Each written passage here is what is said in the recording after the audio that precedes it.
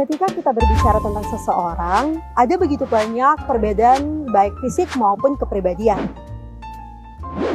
Manusia tidak hanya dibedakan oleh fisik saja, melainkan kepribadian juga. Kepribadian sangatlah berpengaruh pada kehidupan kita. Maka dari itu, tes kepribadian sangatlah populer di antara masyarakat.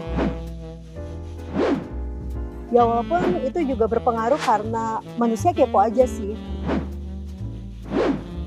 Tapi kalau boleh jujur, sebenarnya tes kepribadian itu bisa dibilang omong kosong dan tidak berdasarkan oleh sains. Di antara banyak tes kepribadian, ada satu yang merasa unggul dibandingkan yang lain, yaitu Myers-Briggs Type Indicator atau MBTI. Namun seberapa kredibel sih MBTI itu dan kenapa ya banyak yang percaya dan merasa itu akurat?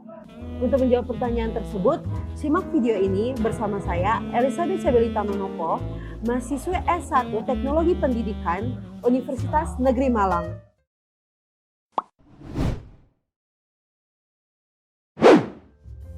MBTI ditemukan pada tahun 1962 oleh pasangan ibu dan anak Catherine Briggs dan Isabel Briggs Myers. Mereka terinspirasi dan mengembangkan MBTI berdasarkan buku yang berjudul Psychological Types yang ditulis oleh Carl Jung. FYI, Carl Jung adalah pemikir yang menemukan pemikiran mengenai introvert dan extrovert.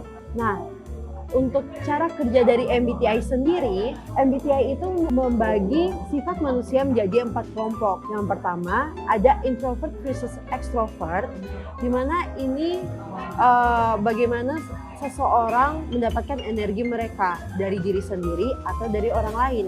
Yang kedua ada intuition versus sensing. Ini bagaimana seseorang menerima informasi secara konkret atau abstrak. Yang ketiga ada thinking versus feeling, di mana seseorang mengambil keputusan menggunakan logika atau perasaan. Yang terakhir ada perceiving versus judging, di mana seseorang menjalani kehidupannya sehari-hari secara spontan atau secara teratur. Nah, dari 4 sifat dasar manusia ini muncullah kombinasi-kombinasi yang kita kenal sekarang, yaitu 16 tipe kepribadian. Namun bisa dibilang MBTI itu tidak saintifik itu. Mengapa demikian? Karena menurut psikolog modern, MBTI itu terlalu sederhana dalam mengelompokkan sifat manusia, di mana bisa dibilang manusia itu sangatlah rumit dan sangat kompleks. Contohnya saja seperti introvert dan extrovert. Tidak ada manusia yang benar-benar introvert ataupun benar-benar extrovert. Mereka bisa berada di tengah-tengah tergantung dari situasi dan kondisinya. Karena dari itu MBTI masih menjadi perdebatan di dunia psikologi. Lantas, mengapa ada banyak orang yang percaya dengan MBTI dan banyak perusahaan, startup, organisasi bahkan sekolah menggunakan MBTI sebagai tes penyeleksi? Kalau untuk itu sebenarnya ada sebuah fenomena yang dinamakan Burnham Effect, di mana ketika seseorang merasa deskripsi yang mereka baca itu sangat relate dengan dirinya sendiri, padahal itu adalah hal umum yang dapat dirasakan oleh banyak orang. Contohnya saja seperti ketika kita membaca sebuah ramalan zodiak, kita merasa itu dibuat khusus untuk kita, padahal sebenarnya itu adalah deskripsi umum. Kalau kita simpulkan, kehidupan seseorang, kepribadian seseorang itu sangatlah rumit.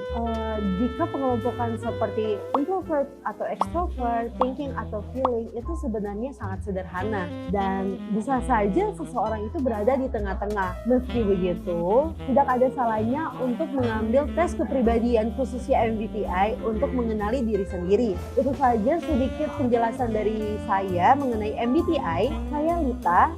Pamit undur diri, terima kasih dan bye-bye.